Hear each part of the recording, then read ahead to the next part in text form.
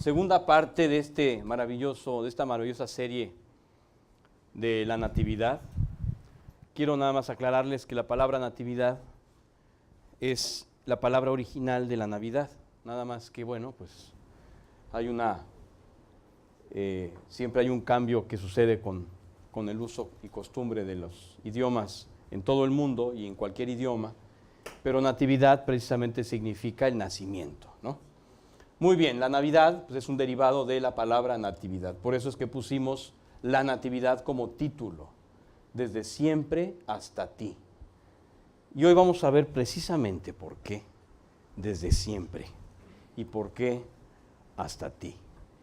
Bien, pues vamos a iniciar este estudio que se llama Los Cuatro Comienzos. Cada uno de los cuatro evangelios contiene su propio y singular comienzo. Cuatro comienzos con visiones y revelaciones distintas de un mismo árbol. El árbol de la vara del tronco de Isaí y el vástago que retoñó de sus raíces. O sea, que son cuatro comienzos de un mismo árbol. No estamos hablando de cuatro árboles distintos, estamos hablando de cuatro comienzos de un mismo árbol.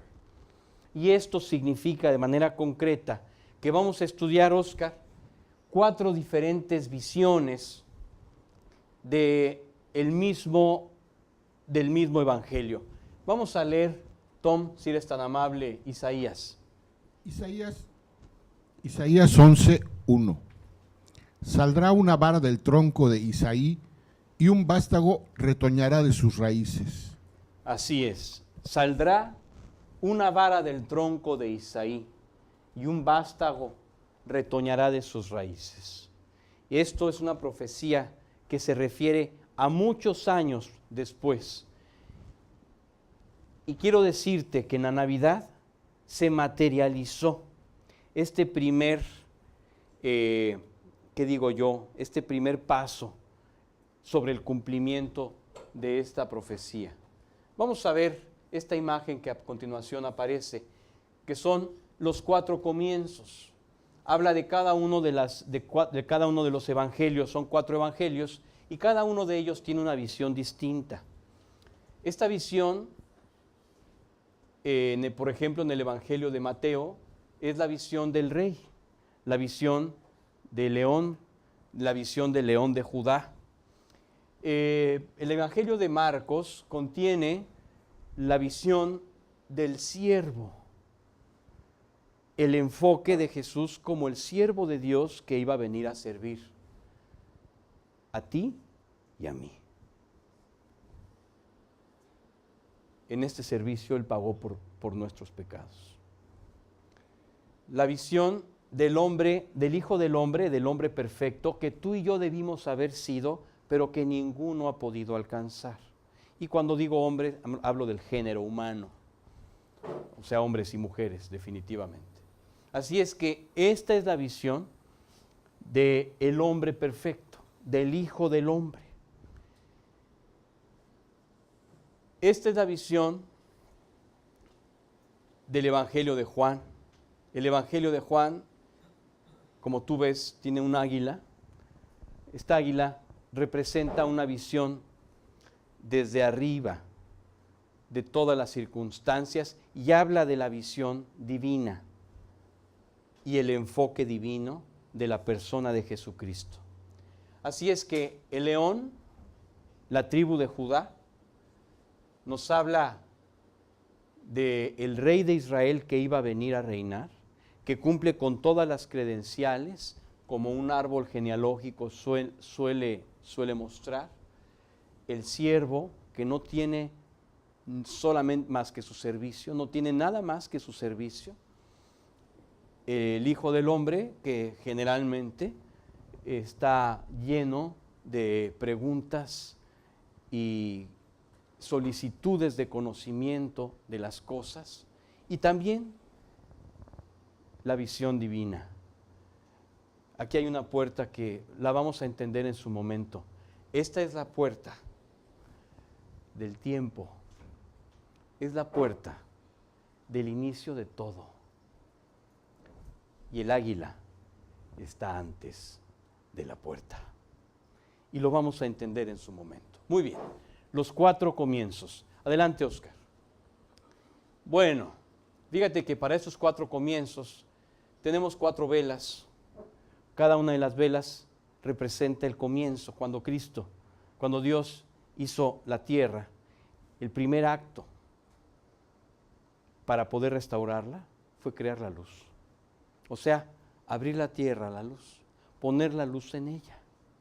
Porque sin luz es imposible poder leer. Yo no sé si tú has intentado leer sin luz, pero si tú estás en un baño de que no tiene ventanas y te encierras, yo no sé cómo pretendes leer.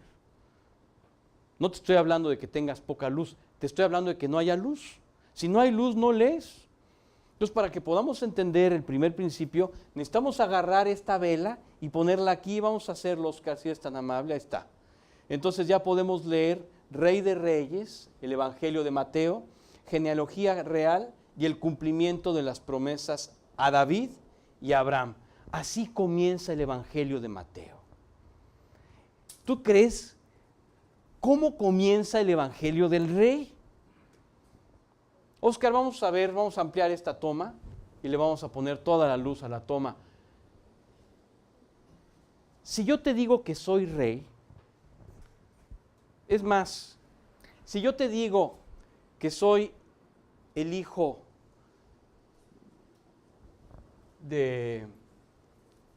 tú eres un oficial de policía y yo te digo que soy el hijo del gobernador, ¿qué es lo primero que me vas a pedir? O sea, si tú como oficial de policía conoces el nombre del gobernador, lo primero que me vas a pedir es mi credencial que demuestre que yo soy hijo del gobernador, que me llamo como él, ¿no? Así es que si yo presento a Cristo como rey, lo primero que tengo que hacer, Oscar, es abrir su genealogía. Es lo primero que tengo que hacer. Tengo que irme a la cámara de la galería de la familia y decir, mira, este es el papá, este es la noche, este es el tatarabuelo, y aquí, y así viene tu descendencia, tu ascendencia real hasta ti. Así es que el Evangelio del Rey de Reyes comienza como debe comenzar el Evangelio de un rey, con la genealogía que presenta sus credenciales. Oscar, la promesa de Dios a Abraham de que en su descendiente serían benditas todas las naciones, y la promesa hecha a David de que su hijo establecería un reino eterno, tuvieron su presentación física con la Navidad, la Natividad de Jesús como el Mesías. Y por primera vez, dentro del linaje santo, en la genealogía de Jesús, escrita por Mateo, se mencionan mujeres, e incluso mujeres gentiles, o sea, no judías, cuyo testimonio ha quedado grabado en su palabra para siempre.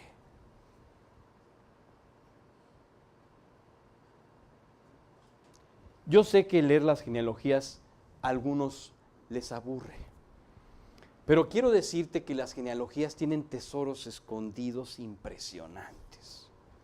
Vamos a ver esta genealogía. Oscar, comenzamos con Mateo 1:1. Así comienza el Evangelio de Mateo.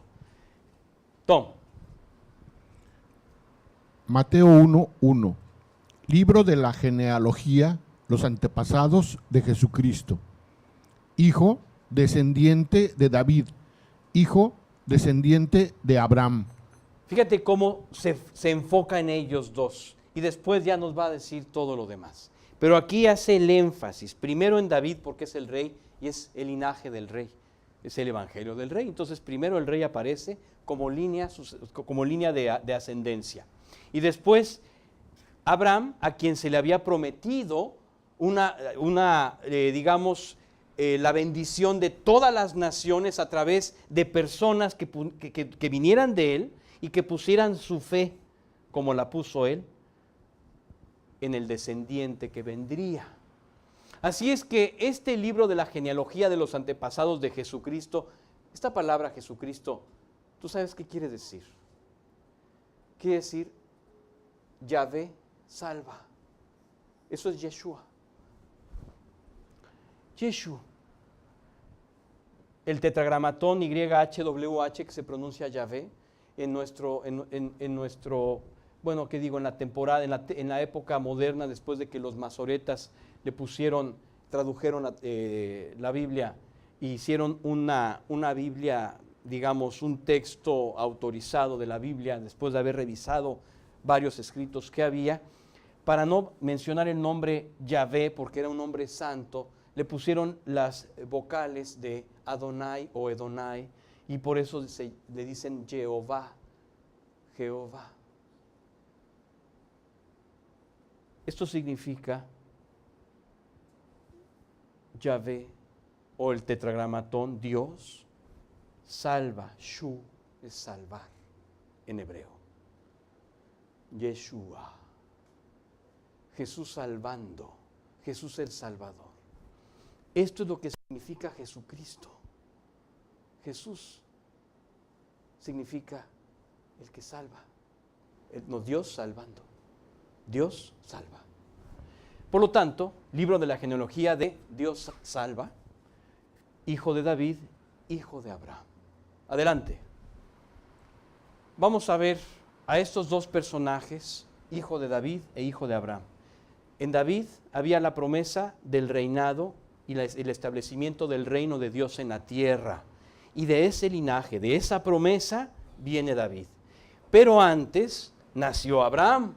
Abraham es el tatarabuelo de David.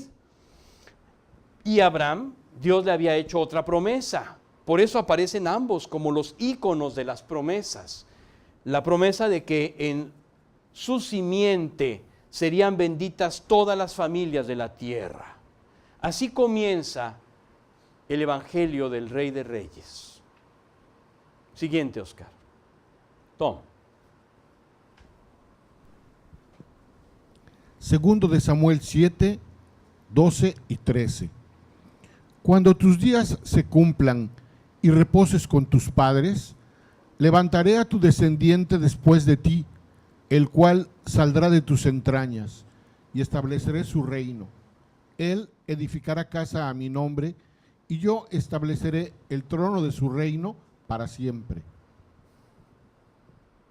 Le está diciendo Dios a David que cuando sus días se cumplan, va a establecer un reino eterno con un descendiente suyo. Vamos a Oscar. Este es David y esta es la promesa que Dios le hizo a David. Muy bien, siguiente. Tom, vamos a leer ahora la promesa que Dios le hizo a Abraham para que entendamos de dónde vienen estas dos personas que aparecen enfocadas de manera singular en este inicio del Evangelio. Adelante. Génesis 12, del 1 al 3. Pero el Señor dijo a Abraham: vete de tu tierra, de entre tus parientes y de la casa de tu padre, a la tierra que yo te mostraré. Haré de ti una nación grande y te bendeciré, engrandeceré tu nombre y serás bendición. Bendeciré a los que te bendigan y al que te maldiga, maldeciré. En ti serán benditas todas las familias de la tierra. Así es. Esta es la promesa de bendición hecha por Dios a Abraham. Oscar, vamos a hacer esto pequeñito. Y aquí está una imagen, una representación, no es una foto de la época, no había fotografías, es como lo imaginó un artista de cómo salía Abraham de la tierra de Ur y la promesa que Dios había hecho a él de que su simiente y quienes lo sigan esta fe, iban a ser bendecidos por Dios. Siguiente. Continuamos con Mateo. Mateo 1, vamos a leer ahora esta parte. Mateo 1, del 2 al 6a. Abraham fue padre de Isaac, Isaac de Jacob y Jacob de Judá y de sus hermanos. Judá fue padre de Fares y de Sara, cuya madre fue Tamar. Fares fue padre de Esrom y Esrom de Aram. Aram fue padre de Aminadab, Aminadab de Naasón y Naasón de Salmón. Salmón fue padre de Boz, cuya madre fue Rahab. Boz fue padre de Obed, cuya madre fue Ruth, y Obed fue padre de Isaí. Isaí fue padre del rey David. Aquí tenemos la descendencia de Abraham hasta David. Ahora, a lo mejor tú dirás, oye Rodrigo, ya te dije, ¿ya ves cómo es aburrido? De aquí solamente me voy a acordar del salmón, porque ya me abrió el apetito. Pero, ¿qué hacemos leyendo este chorizo de personas que ni conocemos? Yo te dije que aquí vas a encontrar tesoros. Hoy vas a ver uno de ellos. Oscar, vamos a abrir la caja de los tesoros y vamos a ver iluminados 3 nombres. Esta es una mujer, esta es otra mujer y esta es otra mujer. Esta mujer no era judía, esta tampoco era judía y esta tampoco era judía. Y las 3 son mujeres. En una genealogía de esa época no se ponía a la mujer. No es porque hubiera un machismo en los hombres. Ese es un rollo ideológico de hoy, de la generación de hoy. No. Era una forma de vivir, era una tradición. En la tradición, Tamar, Rahab y Ruth fueron una excepción. ¿Por qué fueron una excepción? Vamos a ver a estas 3 mujeres en este iconograma. Mira, aquí está el iconograma de Tamar, de Rahab y de Ruth. ¿Sabes quién fue Tamar? Tamar fue una mujer que tomó Judá de otro lugar. No, claro que no era su hermana, no era su parienta. Judá en aquel entonces, pues nada más eran 2 hermanos. No había nadie de la tribu de Israel más que ellos 12 y sus hijos. Por lo tanto, tomó una mujer extranjera y uno de sus hijos se casó con ella.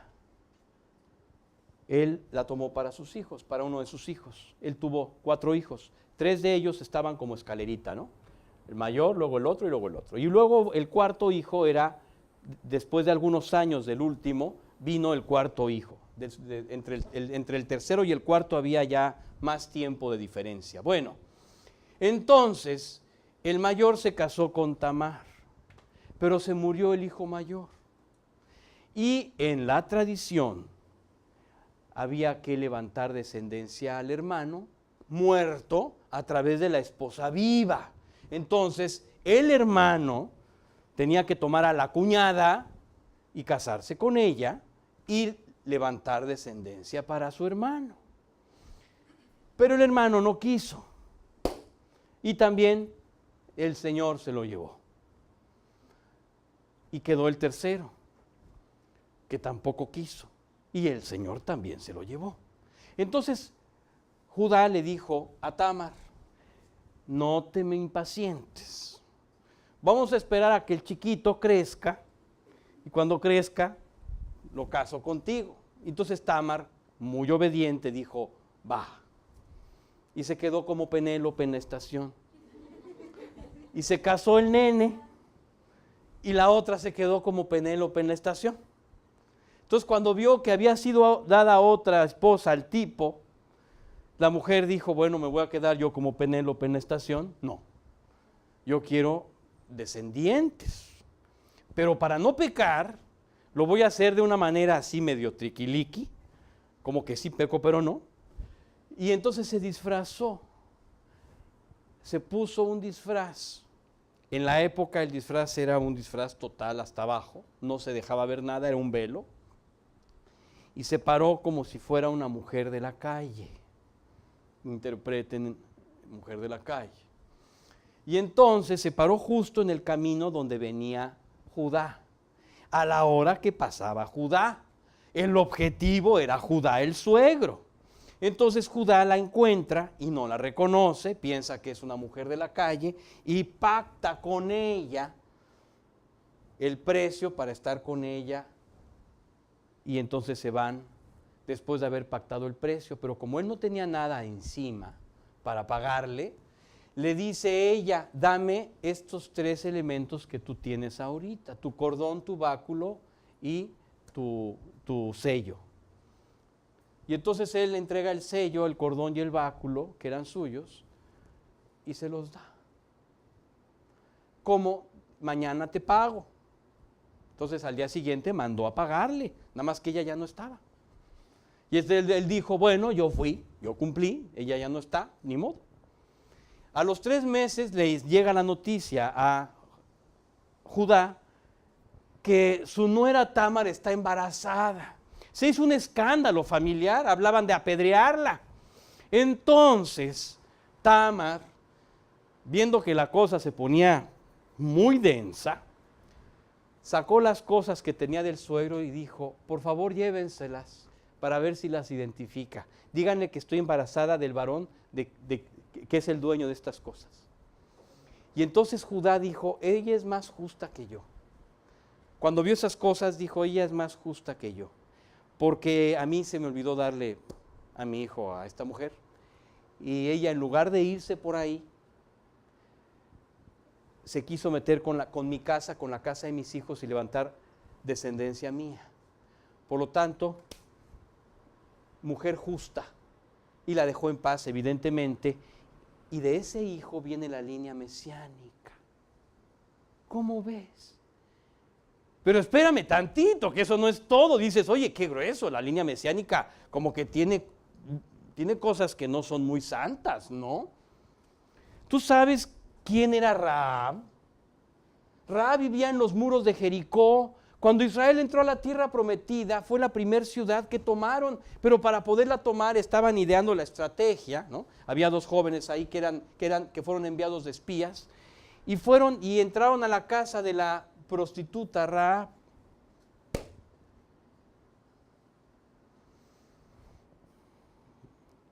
Y después, cuando todo el pueblo estaba alborotado buscándolos porque supieron que habían estado ahí, le dijeron a Rahab, saca a los tipos perversos, y ella dijo, ya se fueron. Ellos vinieron a lo que vinieron y ya se fueron. Ah, pues síganlos todos. Y ella los había escondido. Entonces les dijo a ellos, oigan, cuando Dios les entregue la tierra, ahí les encargo mi casa, ¿no? Ella vivía en el muro. Sí saben que los muros de Jericó se cayeron, ¿no? Pues la única construcción que quedó en pie, que estaba en los muros, la única parte del muro que no cayó, fue la casa de Rahab. Todos sobrevivieron. Y esa Rahab también tuvo un hijo que fue descendiente, o que tiene la ascendencia, de cuya descendencia viene el Mesías. Pero eso no es todo. Ruth era una moabita. Dios había prohibido al pueblo de Israel casarse con una moabita, porque los moabitas eran enemigos de Israel. Claro que había una cláusula en la ley, a menos que se convierta, a menos que se haga judía. Antes, para convertirte te tenías que hacer judío, no había de otra. Y ella, evidentemente, se hace judía. Y de esa moabita virtuosa y preciosa, también viene la línea mesiánica. Así es que de estas 3 mujeres, viene también la línea mesiánica. Siguiente. Seguimos con la música para que te duermas. Adelante. Mateo 1, del 6b al 11. Y David fue padre de Salomón, cuya madre Betsabé había sido mujer de Urías. Salomón fue padre de Roboam, Roboam de Abías y Abías de Asa. Asa fue padre de Josafat, Josafat de Joram y Joram de Usías. Usías fue padre de Jotam, Jotam de Acaz y Acaz de Ezequías. Ezequías fue padre de Manasés, Manasés de Amón y Amón de Josías. Josías fue padre de Jeconías, llamado también Joaquín, y de sus hermanos durante la deportación a Babilonia. Muy bien. Vamos a abrir esta caja de tesoros y vamos a ver que Betsabé aparece aquí como madre de Salomón. ¿Sabes cuál es la historia de esta mujer? Tiene que ver con el rey David, por supuesto que tiene que ver con el rey David. Oscar, sucede que un día David estaba pajareando en su terraza de verano, mientras su ejército se estaba fletando el pellejo en la guerra. Y él se estaba paseando en los campos de en su terraza, y desde ahí vio a una mujer que se bañaba, y le encantó la mujer, le fascinó. Y claro que mandó a sus investigadores para que le dijeran quién era, y le dijeron: es la esposa de Urías que se está rompiendo el alma en la guerra. Ah, pues tráiganla. Y entonces Oscar fue a ella. ¿Y qué crees? Que se embarazó. Bueno, entonces, ¿qué crees que hizo el rey David cuando supo que estaba embarazada? Como ya estaba dentro de un pecado, el pecado te ciega. Y entonces a eso le pasó a David. El pecado lo cegó. Entonces fue y llamó a Urías de la batalla, Oscar. Llegó Urías y le dijo: Urías, vete a tu casa con tu mujer para que todos piensen que el hijo es tuyo. Órale. ¿Sabes qué dijo Urías? Que no. ¿Cómo voy a ir si se están rompiendo el alma? Allá en la guerra, ¿cómo voy a ir con mi mujer? No, así me haga Dios y aún me añada, que jamás haré tal vileza. Entonces el rey, en su ceguera, porque él ya estaba en la ceguera del pecado, no entendía cómo él no iba a bajar con su mujer. Entonces cuando vio que no iba a poder ser esta artimaña elaborada por él, entonces de plano optó por el plan B. Y el plan B, Oscar, era poner en sus manos una orden para el general Joab, que estaba en la batalla, y donde decía en esa orden que por favor pusiera a Urías, Oscar, en el frente de la batalla para que muriera. Y claro que lo mataron. ¿Tú crees que esto puso contento a Dios? Por supuesto que no. Entonces Dios dijo: ok, este bebé se viene conmigo. Se acabó. Y entonces, claro, David pidió perdón. David confesó su pecado. Fue una de las etapas más difíciles del rey David. Finalmente David arregló su corazón delante de Dios.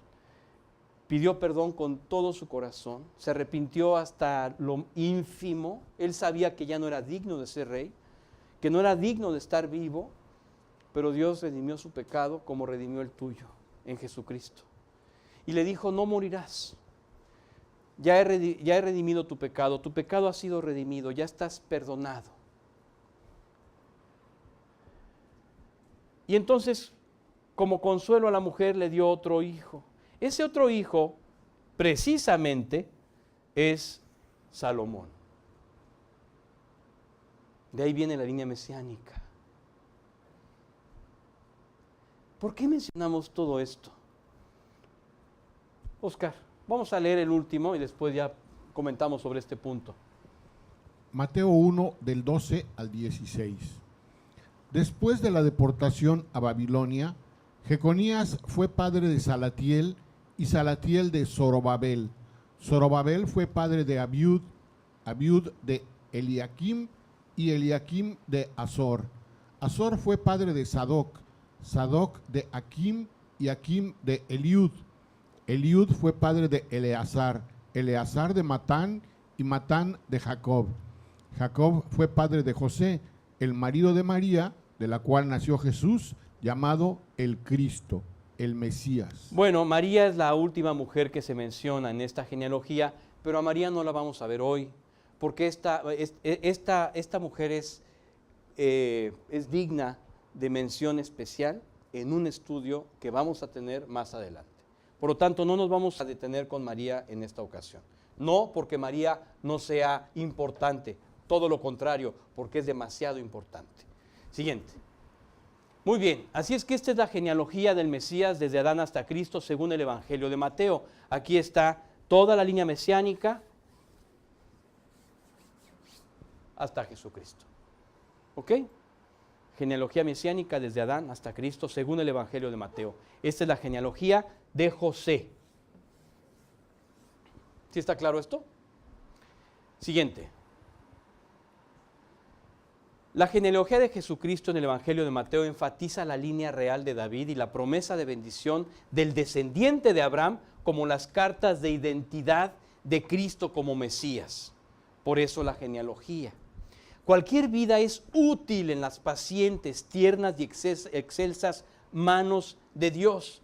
Esta genealogía lo manifiesta al incluir personas comunes y corrientes, algunos con vidas ejemplares de confianza y fe en Dios, pero otros con decisiones terribles o manifestaciones espeluznantes de rebelión. Hubo reyes en Judá que venían del linaje de David que fueron perversos. Y aún de ellos viene el Mesías. Así es que el Mesías viene de personas comunes y corrientes. Personas que arreglaron sus vidas y otras no.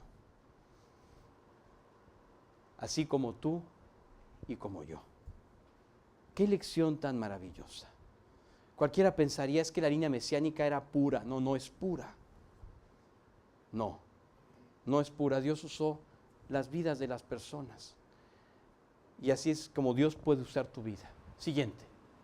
Bien, hemos puesto ya esta vela aquí porque ya hemos visto este inicio, este comienzo del Evangelio de Mateo. Ahora vamos al siguiente de los Evangelios.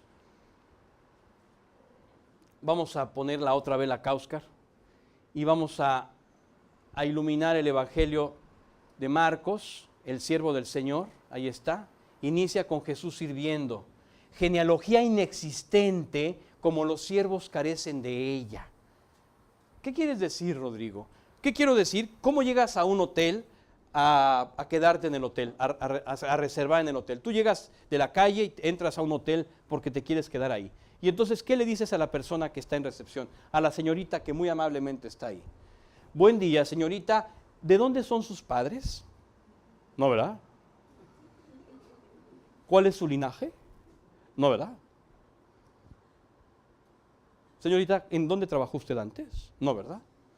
Lo que tú preguntas es, ¿tiene una habitación disponible? ¿Cuál es el precio de la habitación? ¿O tengo una reservación? ¿No? Pero no vas a decir cuál es su linaje. Al camarero que te toma la orden no le vas a decir, camarero, ¿de dónde? ¿Quién era su abuelo? Al camarero le vas a decir, deme por favor esta orden.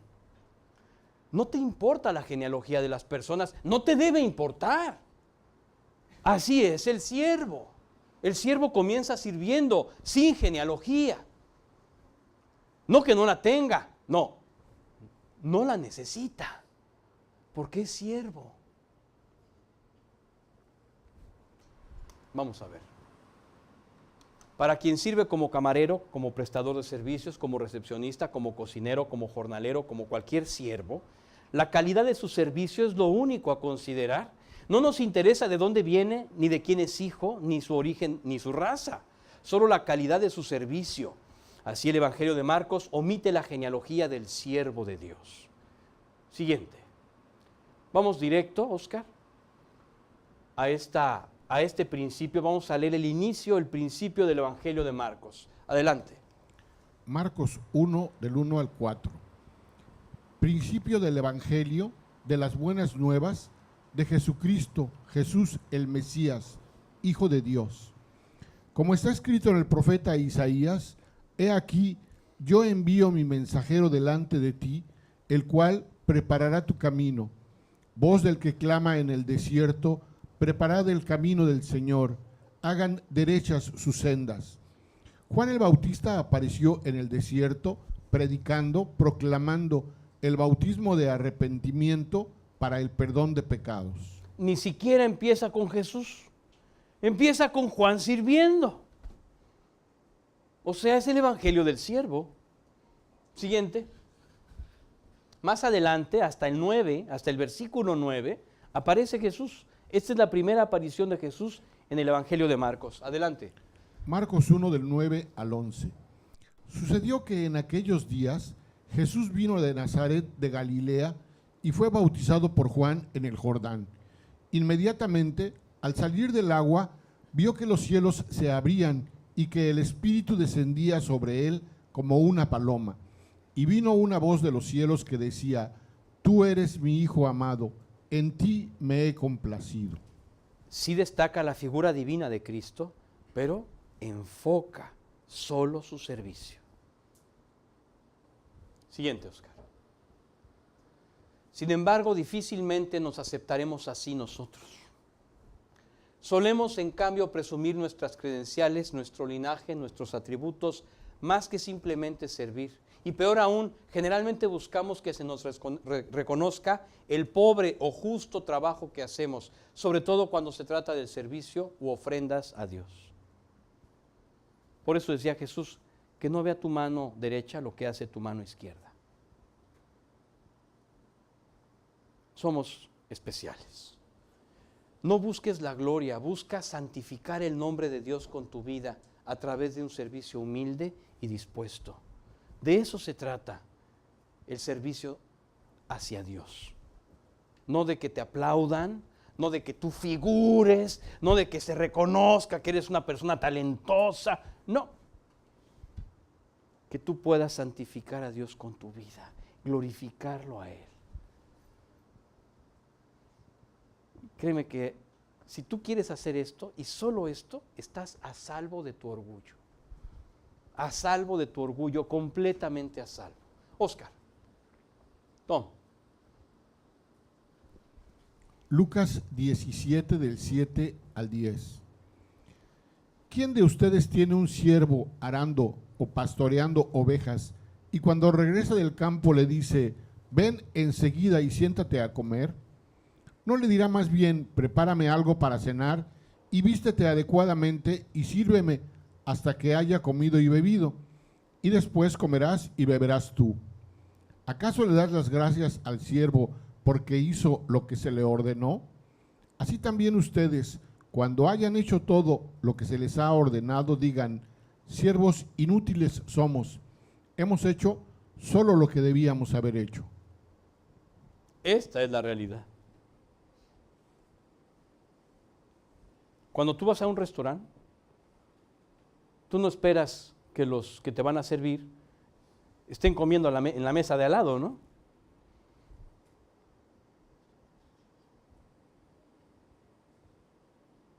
Tú esperas que te sirvan.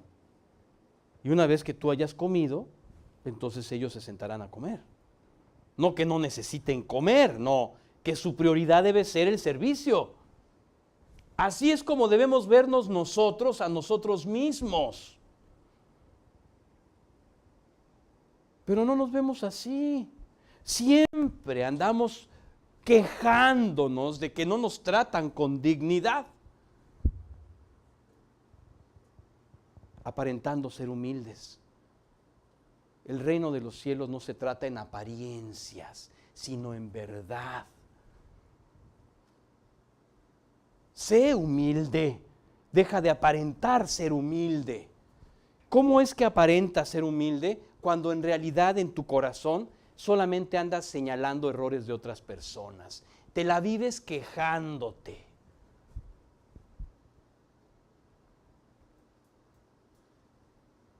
Y a veces juzgando hasta lo que Dios dice. Como si tú tuvieras la altura y el nivel de creación para poder juzgar al Creador, ¿no? Cabe señalar que así no es como Dios te ve. No. Dios no te ve así.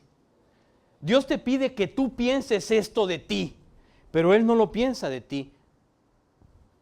Él quiere, Oscar, que tú te veas así, como el siervo que sirve al Señor. Eso quiere Él, que tú te veas a ti como el siervo que sirve al Señor en humildad. ¿Sabes por qué? Porque si tú no te ves así, te vas a llenar de arrogancia y de orgullo y vas a estar esperando que se te haga justicia con el salario, que se te haga justicia con las horas, que se te haga justicia con esto y con aquello. y te vas a unir a todos los rijosos que solamente pasan el tiempo peleando y peleando y peleando y peleando. ¿Por qué mejor no servir? Con humildad. Es que la humildad es renunciar a todo por servir.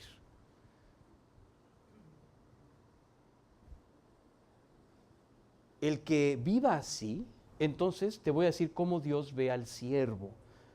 Así es como Dios quiere que veas, que el siervo se vea a sí mismo. Pero ahora vamos a ver cómo es que Dios ve al siervo.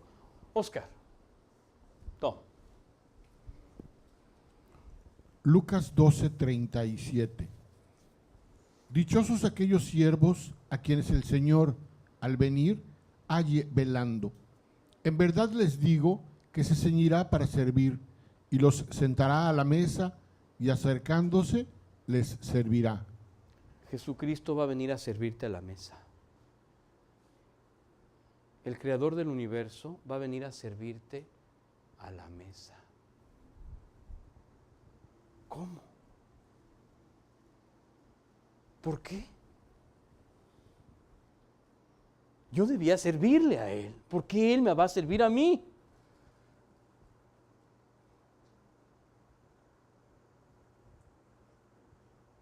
No soy digno de que me sirva a mí. Bueno, esto es lo que piensa Él de ti. Lo otro es lo que tú debes pensar de ti. Esto es lo que Él piensa de ti. Así es que, si tú ya estabas pensando mal de Dios, como suele pasar, esto es lo que Él piensa de ti. Si tú eres un siervo humilde, Él se va a humillar más que tú. En Japón, la caravana que tú hagas a la persona para saludar, siempre tiene un mensaje. Si tú te agachas así, obligas a la persona que va a contestar el saludo a agacharse más que así. Entonces obligas a que le haga así. Pero si tú te agachas casi tocando tus rodillas con la frente, ya metiste en un problema a la persona. Porque por cortesía el japonés debe contestar el saludo con una caravana mayor que la tuya. Por cortesía. Así es. Aquí ya no por cortesía, sino por convicción. El rey, el creador del mundo, el siervo de Dios, va a venir a servirte a ti, que eres siervo humilde, para enseñarte que Él es más humilde que tú. Así es. Así lavó los pies de los discípulos. Así Pedro le dijo, a mí no me laves. Y Jesús le dijo, es que no entiendes la humildad, Pedro, estás lleno de orgullo. Si no te lavo, no tienes parte conmigo. Ah, entonces lávame todo. Es que sigues en el orgullo, Pedro, es que no tienes ni idea de la humildad.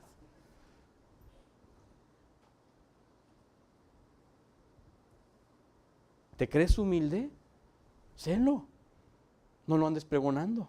Nada más sélo. El humilde solamente sabe que es humilde él. No tiene que pregonarlo. En ese pregón se acaba la humildad. Oscar, así es, vamos a ver este pasaje. Filipenses 2:3. No hagan nada por egoísmo, rivalidad o por vanagloria, sino que con actitud humilde cada uno de ustedes considere al otro como más importante que a sí mismo. Actitud humilde, cada uno considera al otro como más importante que a sí mismo.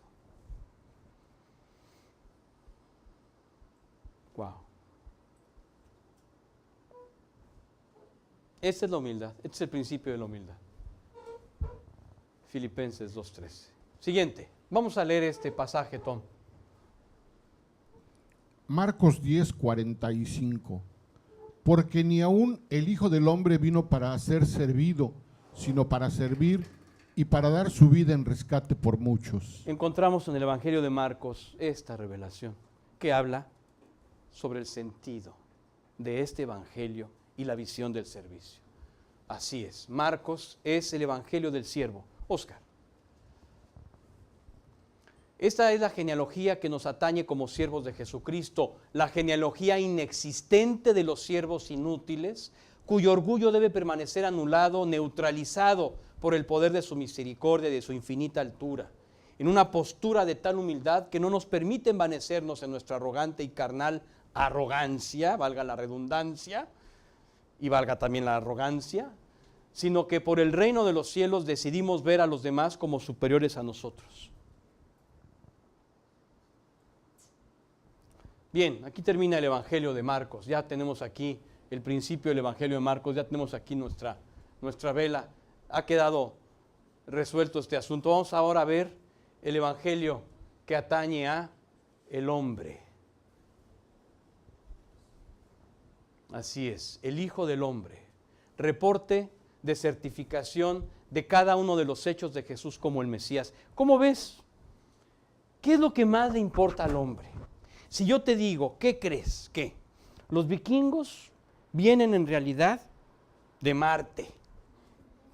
Bueno, lo primero que vamos a decir, a ver, esa locura es un cuento chino. No, estoy seguro, estoy convencido. ¿Dónde están los documentos?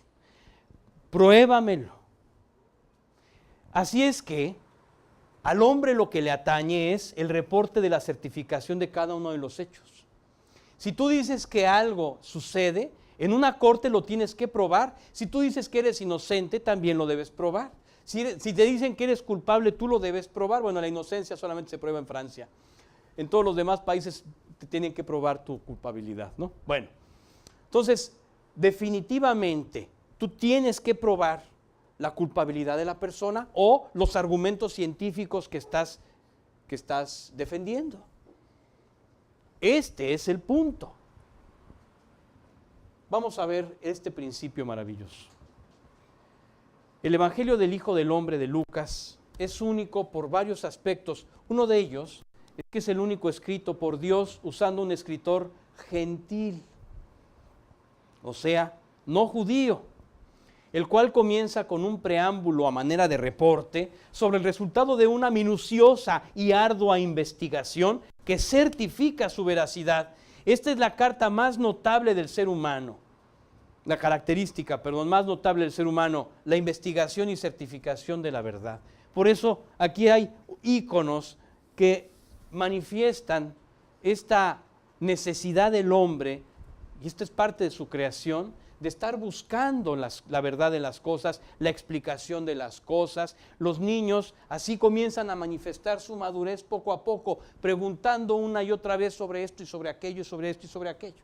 ¿Verdad, Enoc? Así es que esta es la característica más notable del ser humano. Siguiente. Tom, así empieza el Evangelio de Lucas.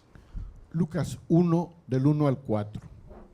Por cuanto muchos han tratado de poner en orden y escribir una historia de las cosas que entre nosotros son muy ciertas y hay plena convicción, tal como nos las dieron a conocer los que desde el principio fueron testigos oculares y ministros de la palabra, del Evangelio, también a mí me ha parecido conveniente, después de haberlo investigado todo con diligencia desde el principio, escribírtelas ordenadamente, excelentísimo Teófilo, para que sepas la verdad precisa acerca de las cosas que te han sido enseñadas, instruido oralmente. Esto es maravilloso, esta introducción es impresionante. Pero ¿quién es Teófilo, Rodrigo? Tú, Filo, hijo, Teo, Dios, hijo de Dios. Tú eres Teófilo. A ti te lo está diciendo, a ti te está dando el reporte.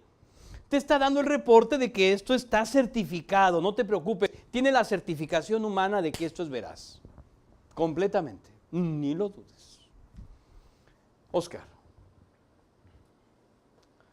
El Evangelio de Lucas contiene la genealogía de María, además, también, la madre física de Jesús. Sin embargo, cabe aclarar que en la época en que fue escrita, las mujeres no eran mencionadas al final de estas. En lugar del nombre de la mujer aparecía el nombre del marido, por ser la cabeza y señor de la mujer. Todos los nacidos bajo sus techos, no creas que nada más la esposa padecía de esto, porque hoy es un padecimiento. También los siervos tenían el nombre del padre de familia. Todos los nacidos bajo su techo, incluso los siervos, terminaban su línea genealógica con el pater familias. En Roma así eran las genealogías. En el imperio Seleucida así eran las genealogías. Con los persas así eran las genealogías. O sea, no es que eran unos machistas los hebreos. No. En todo el mundo así era. Era una costumbre escribirlo así. Por lo tanto, cuando llegaba a la mujer, en lugar de poner el nombre de la mujer, se le ponía el nombre al varón, el nombre del esposo. Vamos a verlo. Tom. Lucas 3, 23, 24, 36b y 38. O sea que le echamos tijerazo para que no se duerman. Siguiente. Cuando Jesús comenzó su ministerio, tenía unos 30 años, siendo, como se suponía, hijo de José, O sea, de María. Quien era hija de Elí, y Elí de Matat, Matat de Leví, Leví de Melqui, Melqui de Jana, Jana de José, Arfaxad de Sem, Sem de Noé, Noé de Lamec, Lamec de Matusalén, Matusalén de Enoc, Enoc de Jared, Jared de Mahalalel, Mahalalel de Cainán, Cainán de Enos, Enos de Set, Set de Adán y Adán de Dios. Así es. Ahí está la genealogía completa de la línea mesiánica, digamos, que viene por el lado de María. Siguiente. Así es que tenemos aquí la otra parte de la línea mesiánica, partiendo de Adán, ahora por el lado de María, hasta Jesucristo. Siguiente. Vamos a ver estas particularidades del Evangelio de Lucas. Tiene el orden cronológico de los hechos de Jesús. Está ordenado por eventos cronológicos. El anuncio de la Navidad a los pastores, la presentación en el templo, en la anécdota del niño Jesús debatiendo con los maestros, es el único evangelio que lo tiene. Hace una especial mención del servicio y vida de mujeres como Isabel, María, Ana, la viuda de Naim, la mujer del perfume, María Magdalena, Juana, Susana, la mujer encorvada, la mujer que busca la moneda perdida, la viuda insistente. También parábolas exclusivas como la del buen samaritano, el rico y Lázaro y el hijo pródigo. Y claro, las famosísimas palabras del ladrón en la cruz. Acuérdate de mí cuando vengas en tu reino. Aquí hay dos lugares. Siguiente. Oscar. Aquí está la genealogía completa de papá y mamá de Jesús. ¿Ok? Muy bien. Cualquier imagen de estas, Oscar se las puede mandar. Nada más se lo piden a Oscar que está ahí atrás y se las puede hacer llegar a su teléfono. Siguiente. El Evangelio de Lucas trata del hombre perfecto para Dios, que tú y yo nunca pudimos ser, pero que Cristo logró y lo dejó como testimonio para nosotros. Es un maravilloso tratado de vida devocional, del hombre que pasaba noches orando a Dios, que dedicó su ministerio a preparar 12 discípulos y que entregó su vida, su humanidad, por pecadores indignos. Así es. Pecadores indignos. Él dio su vida por pecadores indignos, por ti y por mí. Maravilloso tratado de vida devocional. Siguiente. Hemos terminado con el tercer comienzo del Evangelio, que es el comienzo del Evangelio de Lucas. Y ahora vamos a este maravilloso Evangelio, el Evangelio del águila volando. Adelante, Oscar. Vamos a abrir la cortina y a poner esa última vela acá y vamos a hacer esto grande, Oscar, para poder ver de qué se trata. Genealogía divina, el verbo de Dios, el verbo y Dios desde antes de la creación del mundo. Siguiente. Ahí empezamos. No hay nada escrito. porque es ahí donde comienza todo. No había nada creado. No existía nada absolutamente cuando este evangelio comienza. Nada, absolutamente nada. Pero nada quiere decir nada. Ni siquiera había universo. ¿Cómo la ves? No había nada. Y así es como comienza este evangelio. Siguiente. Este comienzo nos ubica en el principio, cuando aún no había sido creado el mundo. El Verbo de Dios planeaba la Navidad en cada persona. El nacimiento del Verbo, la palabra de Dios hecha hombre, nació en la tierra para darnos el más grande regalo, el pago por todos nuestros pecados. Pero todo inició en el principio de todo. Adelante.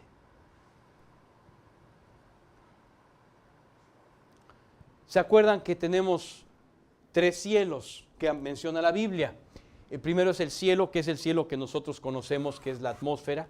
El segundo es los cielos, que es el universo. Y el tercer cielo, paraíso, que es el principio de todo. Así es que, Oscar, vamos a quitar esto de aquí. Y nos quedamos con los cielos y con el tercer cielo. Pero si vamos al principio, también tenemos que quitar esto de aquí, Oscar. Ahí estamos ya, en el tercer cielo, paraíso, al principio de todo. Oscar, Tom, así empieza el Evangelio de Juan. Juan 1, del 1 al 4a. En el principio ya existía el Verbo, la palabra, y el Verbo estaba con Dios, y el Verbo era Dios. Él existía en el principio con Dios. Todas las cosas fueron hechas por medio de Él, y sin Él nada de lo que ha sido hecho fue hecho. En Él existía la vida. Así es, en el principio, ahí estaba el Verbo, la palabra. Todas las cosas fueron hechas por Él, pero antes de que fueran hechas ya existía el Verbo. Siguiente. Este verbo se escribe logos en griego y significa palabra. Habla de la palabra de Dios. Siguiente.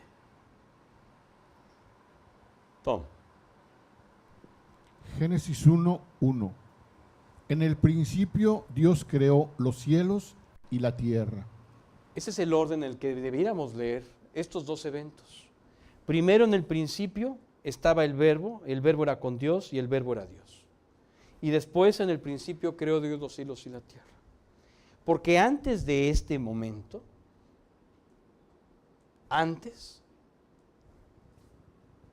tenemos la revelación del Evangelio, del principio del Evangelio de Juan. En el principio era el Verbo, y el Verbo era con Dios, y el Verbo era Dios. Ahí en el principio Dios creó los cielos y la tierra, pero en ese principio, a ese principio nos estamos remitiendo. Adelante. Esta palabra creó significa, o se escribe vada en hebreo, se lee para acá el hebreo, significa creó o apareció. Apareció Dios los cielos y la tierra, los creó de la nada. Siguiente.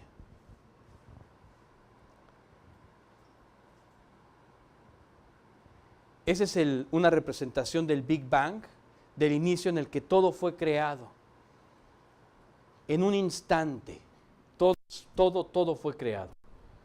Tenemos ahora, hoy, esta maravillosa gráfica de una exploración de fondo cósmico a través de ciertos aparatos que son una especie de sonda. Vamos a ponerlo otra vez, Oscar. Eso.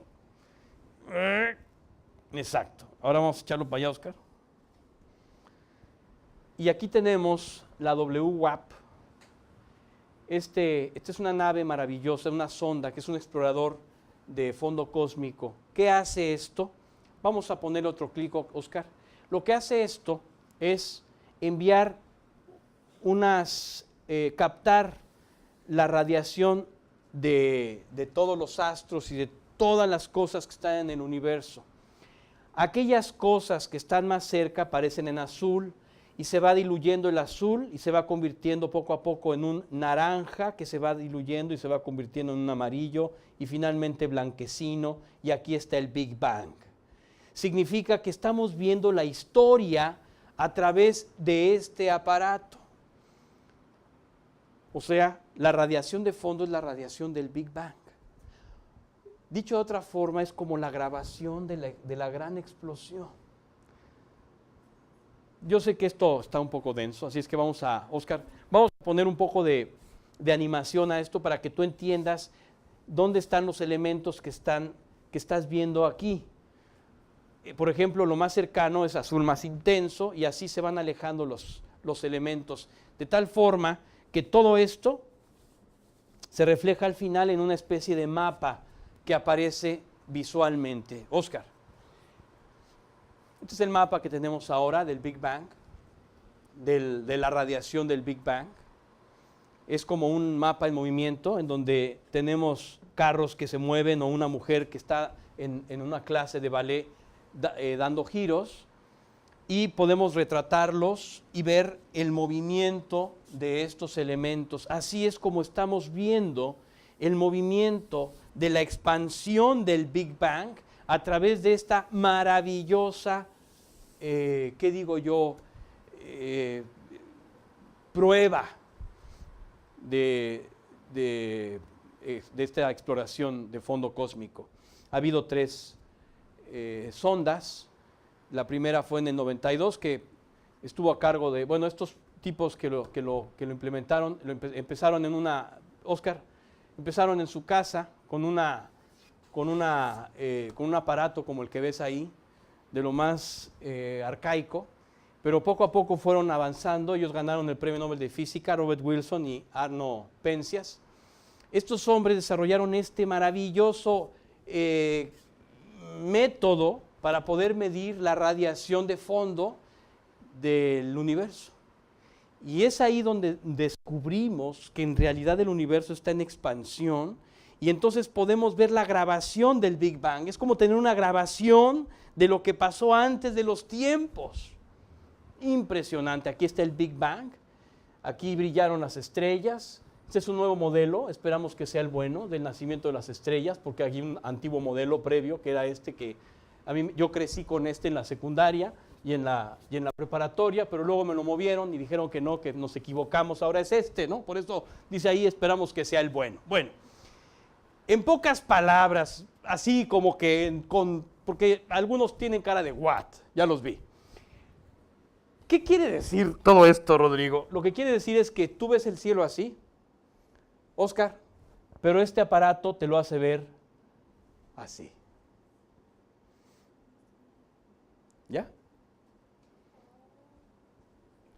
Tú lo ves negro, el aparato, lo que está al fondo te lo traduce de acuerdo a la radiación del tiempo que lleva allí. De tal forma que tenemos el movimiento, la grabación del Big Bang en esta maravillosa imagen. Ok, siguiente. Bueno, tenemos entonces los cielos y el tercer cielo. Oscar, vamos a quitar los cielos de aquí. ¿Por qué otra vez? Porque tenemos que irnos al principio. Oscar, ahí estamos otra vez, en el principio. Ahí, en el principio. Oscar, ahí en el principio, tu nombre fue planeado aquí.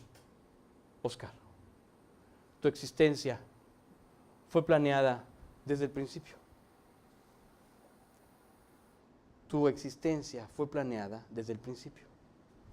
Oscar, también desde el principio, Oscarito, en el principio, Dios planeó la Navidad para ti. Este es el principio, este es el momento de la creación del universo. Estamos hablando antes de la creación del universo. Dios planeó la Navidad para ti, antes de la creación del universo. Oscar, así es, ese es el regalo, el nacimiento del Mesías.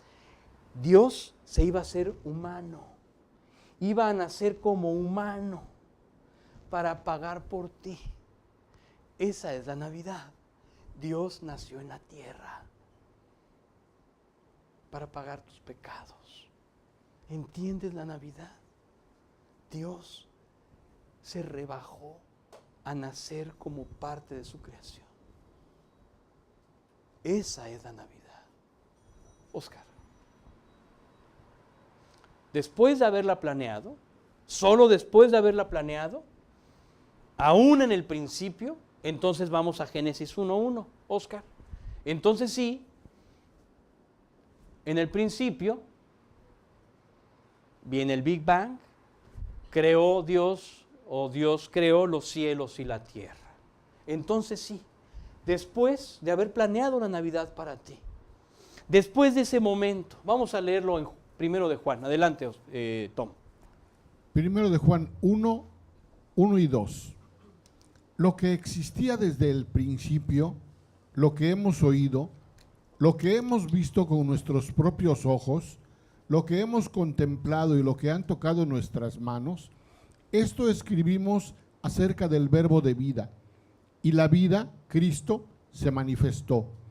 Nosotros la hemos visto y damos testimonio y les anunciamos a ustedes la vida eterna que estaba con el Padre y se manifestó a nosotros. Y se manifestó a nosotros. Vino a la tierra.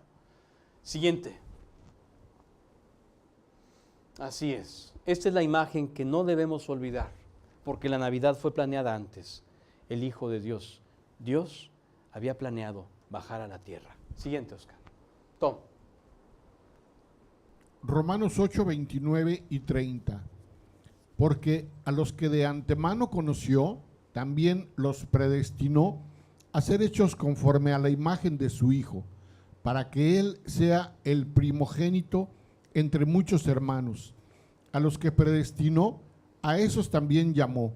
A los que llamó, a esos también justificó. A los que justificó, a esos también glorificó. Este es el punto. Desde antes de los tiempos fue planeada tu existencia y fue planeado cómo ibas a nacer. Las decisiones que tú tomas son tuyas, ¿eh? Ahí sí no metas a Dios detrás.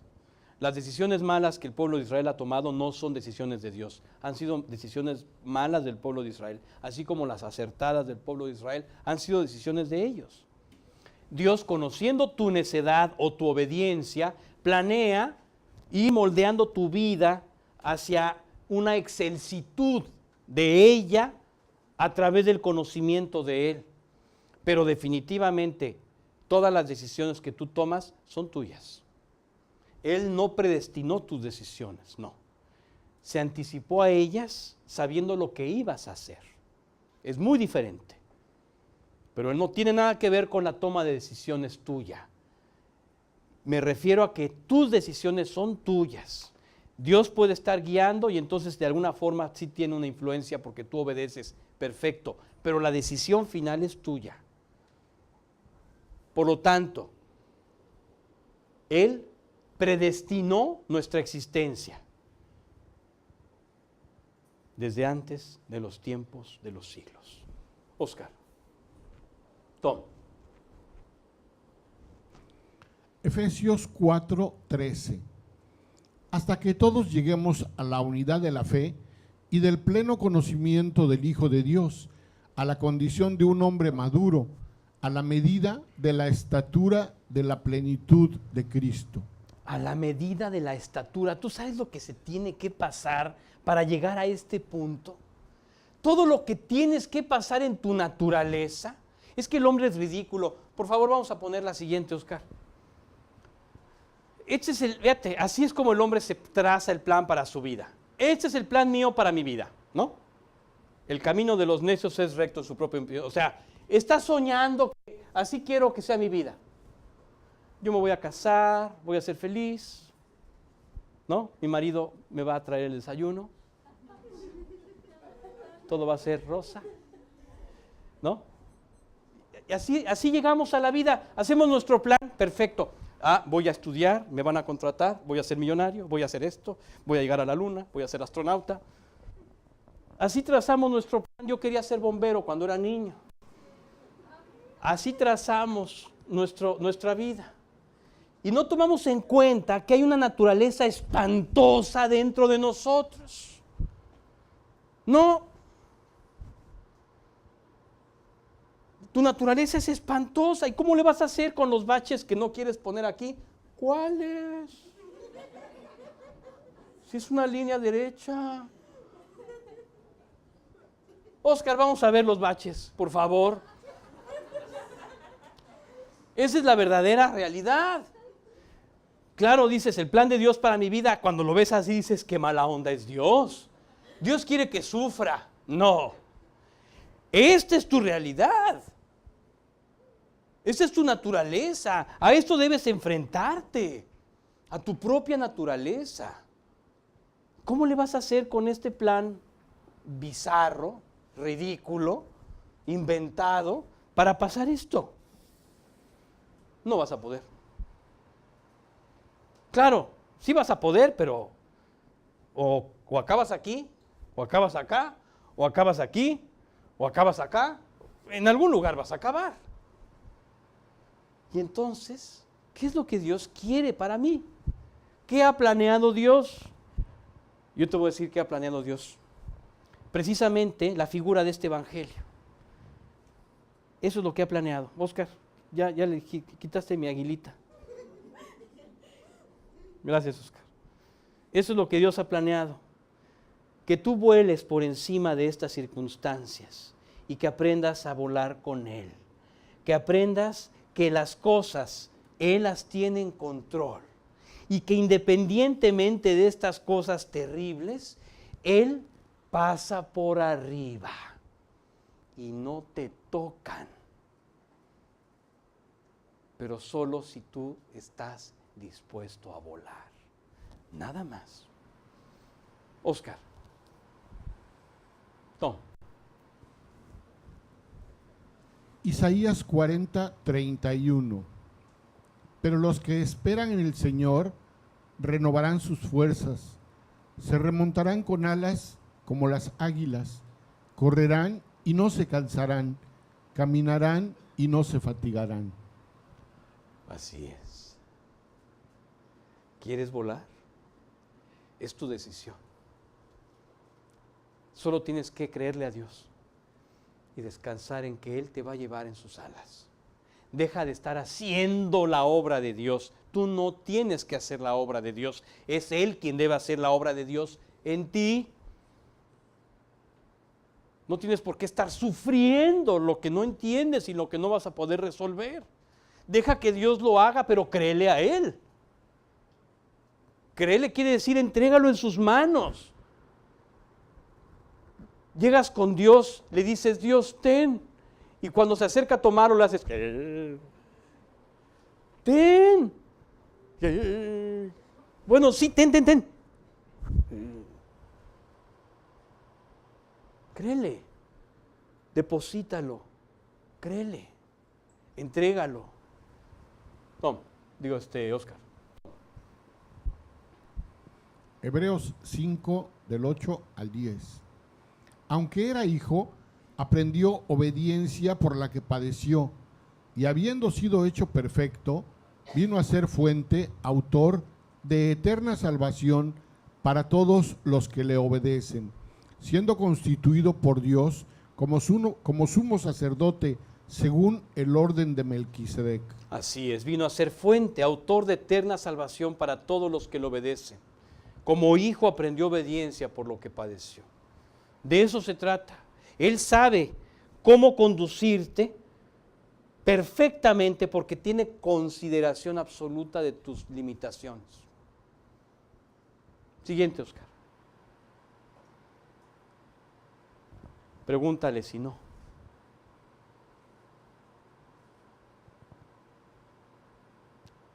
En el principio, Él nació.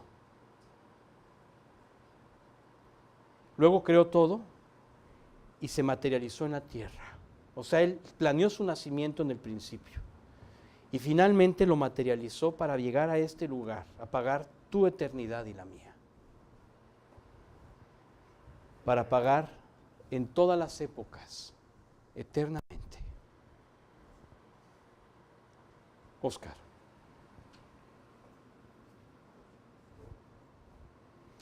Aprender a vivir en el mundo volando como las águilas es todo un reto que requiere de nuestra verdadera fe y entrega en su perfecto plan. Este plan perfecto consiste en formar a Cristo en nosotros. Para ello, Dios ha planeado enfrentarnos a los acantilados, los pantanos y las tormentas de nuestra propia naturaleza, para enseñarnos a levantar el vuelo confiando en Él y no en las terribles artimañas de nuestra carne. Ahí te vas.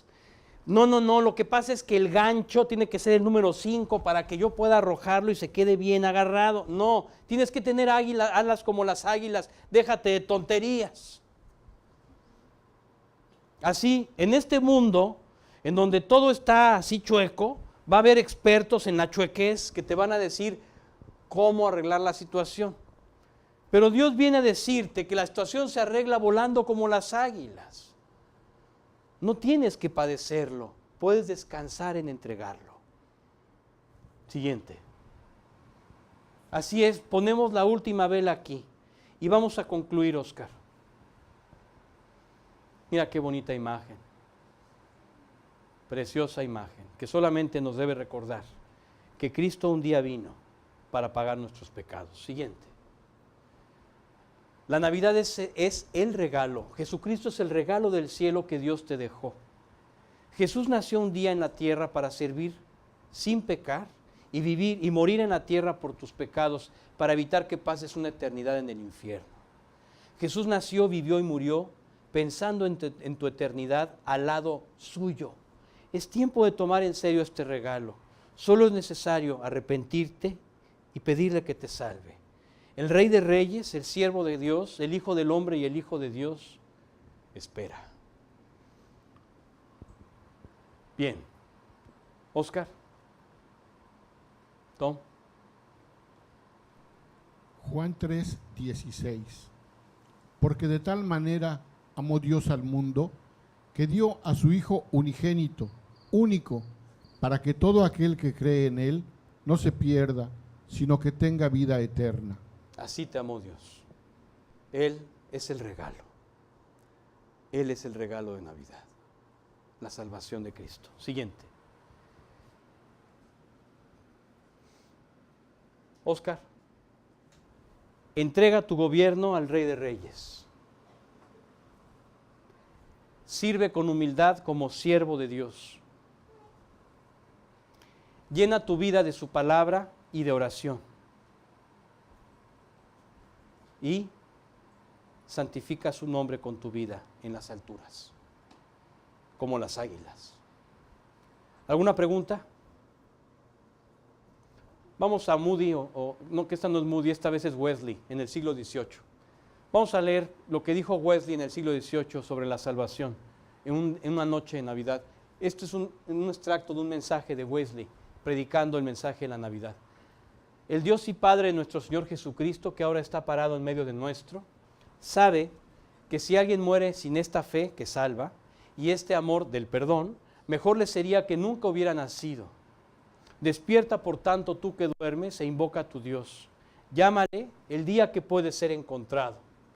No le des reposo hasta que Él venga, hasta que Él haga pasar su bondad delante de ti, hasta que Él proclame sobre ti el nombre del Señor. El Señor Dios misericordioso y lleno de gracia, tardo para la ira y grande en bondad y verdad, que guarda misericordia a millares, que perdona la iniquidad, la transgresión y el pecado. Muy bien, pues con esta preciosa reflexión nos vemos el próximo domingo. Pasen con Nico, por favor, para su colaboración del salón. Vamos a orar, vamos a pedirle a Dios, vamos a agradecerle a Dios por este precioso tiempo y pedirle que nos guarde. ¿Quieres orar, por favor, Oscar?